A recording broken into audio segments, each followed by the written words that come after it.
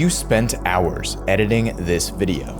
The cuts are clean, the color is dialed, the pacing feels right, but something's off, and you can't figure out why. It's the audio. It's always the audio. Sound design is the other half of every great video.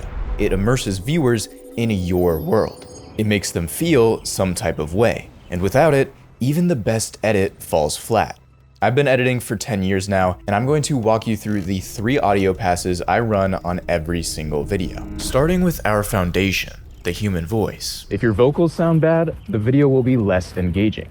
Simple as that. Luckily, we don't have to be audio experts for this. It's actually as simple as 5 effects in the same order every time. I'm going to show this in Adobe Premiere, but every effect I'm covering exists in DaVinci, Final Cut, whatever you use. So here's the vocal chain I use on every video. First, we want to remove background noise from the vocals. The simplest fix here is a denoise or noise reduction effect, which I set to a subtle amount, and it works pretty well. To completely remove all audio below a certain loudness level, you can use a gate and set a decibel threshold to remove any noise below that specific audio level. The cuts are clean. The cuts are clean. Next, we add some EQ, which allows us to adjust the volume of specific frequency ranges independently. Generally, the human voice sits between 80 and 12,000 Hertz, so we can add an equalizer effect and reduce low frequencies below 80 and reduce high frequencies above 12 to around 16K. And by doing this, the equalizer adds clarity to the voice and removes unnecessary noise. The cuts are clean. The color is dialed.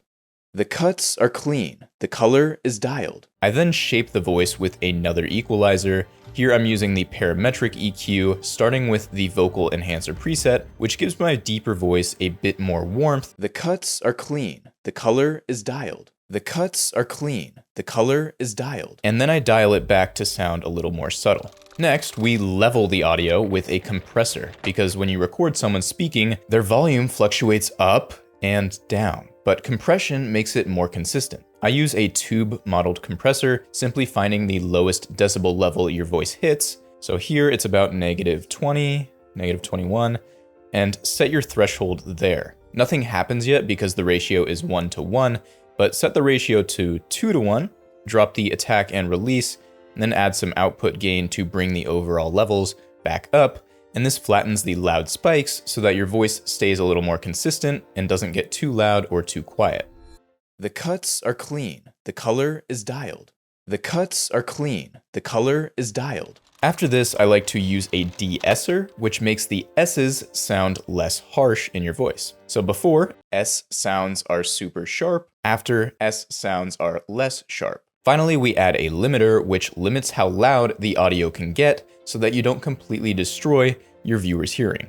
So with clean vocals locked in now, we've built a strong connection between the narrator and the viewer. But to take this to the next level, the viewer needs to feel like they are inside the world that you are showing them. And that's where pass 2 comes in, sound effects. Every sound effect that makes it into my videos goes through the same 5 steps that I call shape. First, we source our sounds. People often ask me where I get my music and sound effects, and if you've watched any of my videos, it's probably using Epidemic Sound, who I've also partnered with on this video. Now, not only do you get access to a huge sound library, but the quality is what keeps me coming back. Every sound is crisp,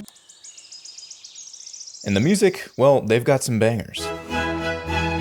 Plus, it's all restriction-free, so you don't have to worry about copyright claims. But what will revolutionize your workflow is their plugin, because it works directly inside Premiere or Resolve. Before this, you would spend 20 minutes searching through folders for the right sound. Now you just search from inside the plugin, and it's an AI-enhanced search, so I can type aggressive, impact, or soft whoosh, and get samples that are spot on. I mean, that's perfect. And if you don't want to spend time sourcing sounds at all, they have a new feature called Studio that automatically adds a soundtrack to your video for you. It's still in beta, but it's improving fast, and it gives you a solid starting point for your sound designers. Editing this video. The cuts are clean. So if any of this sounds helpful, there's a link in the description below to check out Epidemic Sound. And if you use code Gavin at checkout, you can get 50% off your first 2 months, which is live until August 20th. So now that we have our raw sounds, we hone them, meaning we manipulate them into exactly what the moment needs. So here are a few tricks that I use constantly. First, we've got the pitch shifter. This allows you to drop a sound's pitch to make it deeper,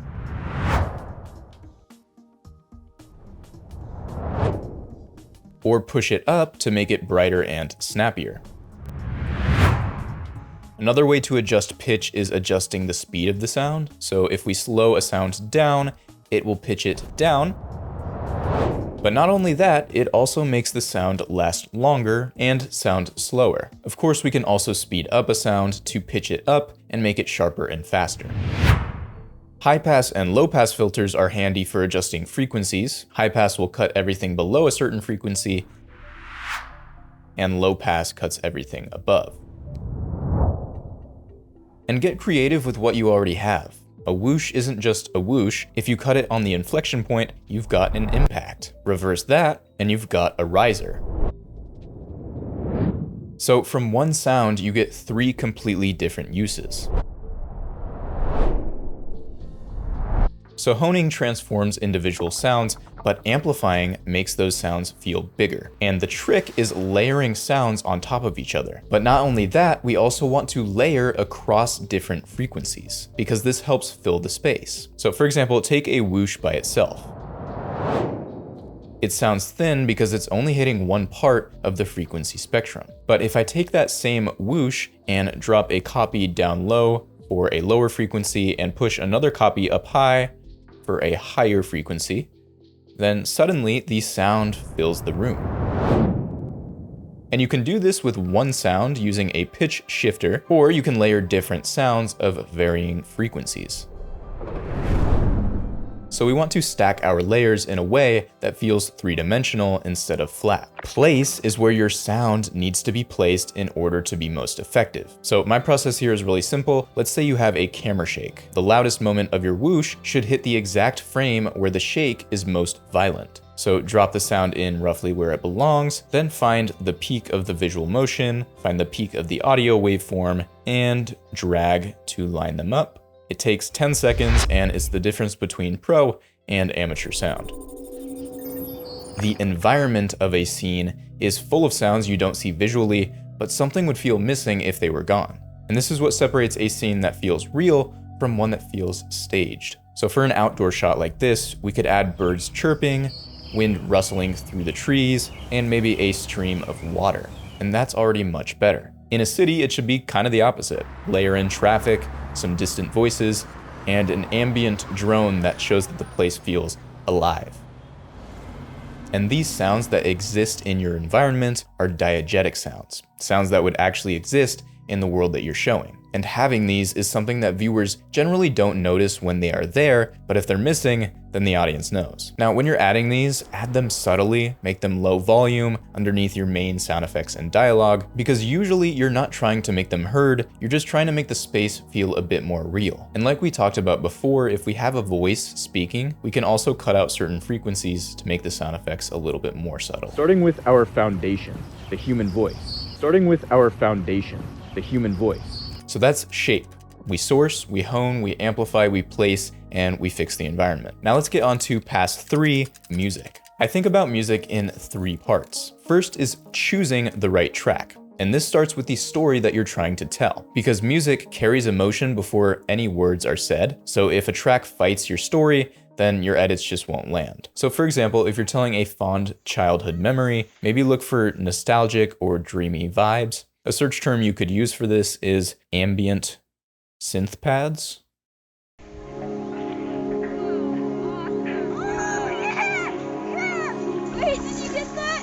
And that just fits really well. For your typical documentary or educational content, the pros reach for marimbas or pizzicato strings. And there's a reason for that. Those instruments sit in a frequency range that doesn't compete with voiceovers. And they're also emotionally neutral, which keeps the viewer focused on what's being said. So before you even start looking for music, ask what the vibe is that you need to convey, ask what the viewer should feel, and then search around that vibe instead of browsing aimlessly. Once you have tracks that fit the vibe, you need to make them fit your video. And here are 3 techniques that I use to do that. So remember how the human voice sits in the mid frequencies? Well, most editors, including the old me, would just lower the volume of the music when someone's talking. They're half of every great video. But a better move, in addition to lowering the volume, is to add an equalizer to the music track and cut the mid frequencies where the voice sits. Sound design is the other half of every great video. It immerses viewers in your world. And now the music keeps its vibe, but the voice cuts through clean. And it sounds way more professional than just lowering the volume. The second technique is to transition between tracks. Now, putting 2 songs back to back almost never sounded good for me before I learned this, so here's that trick. To make it feel seamless, find the last big beat of your track, cut it, and reverse it. And then drag that reversed beat to the start of your track, and you get a natural riser that leads perfectly into the new song. But something's off. Then keyframe a quick volume fade between the 2 and the cut becomes invisible. The color is dialed. The pacing feels right, but something's off.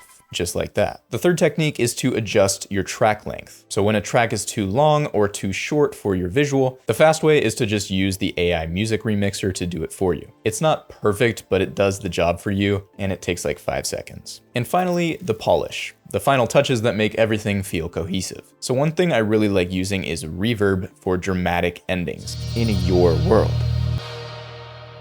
So if you want a track to fade out with that cinematic echo, then you can add a studio reverb to the end of the clip and crank up the decay and the wetness. Immerses viewers in your world. It immerses viewers in your world. And if you want this effect on a single clip without affecting the whole track, you can just cut the end of the song, nest it in its own sequence, extend the nested clip with an adjustment layer, and then apply the reverb there. And crank up the decay and wet. Viewers in your world. The last thing that I sometimes do that allows you to control all of your different music tracks at once is to use submix routing. So once all your music is laid in, you can route every music track to a single submix track, and this gives you one master volume control for all your music. Plus you can apply any effects you want to all of those different music tracks at once. So we could add an equalizer that carves out the vocal space across all of the tracks. And it's way faster than EQing each individual track. And the mix sounds more cohesive because every track is being treated the same way. So the final mix. Once you've done all 3 passes, vocals, sound effects, and music, your video is 10 times better than it was before. But there are 2 bonus tricks I want to show you. So the first is to layer sound effects between song transitions. Although we already covered creating natural risers from the song itself, we can also use other risers, swells, or suckbacks to further ease into a song. Sound design is the other half of every great video. It immerses viewers, and we can use the same sounds in reverse to get out of a song into silence. Sound design is the other half of every great video. It immerses viewers in your world. And this is especially powerful if you want to emphasize a quiet moment. And to wrap a song up impactfully, we can drop an impact, slam, or a hit on the final beat, and make sure that reverb is applied, and we get a really dramatic effect here. The second trick is panning, and this one's really cool. So when your visual movement goes from one side of the screen to the other, you can use panning to make the sound move with it. Now in Premiere, if you set the pan to -100, that means the sound will be on the left side. It'll come out of the left side of my speakers, the left side of your headset, and when it's at 0, then it's in the middle. It comes out of both sides. And then at +100, it comes out on the right. So if we set a keyframe at -100 when the subject is on the left, and then a keyframe at 100 when it's on the right, now the audio physically travels across the viewer's ears the same way the visual travels across their eyes. So that's it. Sound design is one of the things that most editors completely neglect, which means putting in the work here is the quickest way to make your videos stand out. And again, Epidemic Sound makes 90% of what we covered today possible. So if you want to check it out, you can use the link in the description below, and don't forget to use code Gavin to get 50% off your first 2 months before August 20th. And if you want to take your editing one step further, I made a video on what separates videos that people can't stop watching and videos that people click off of in seconds. And you can check that out right here.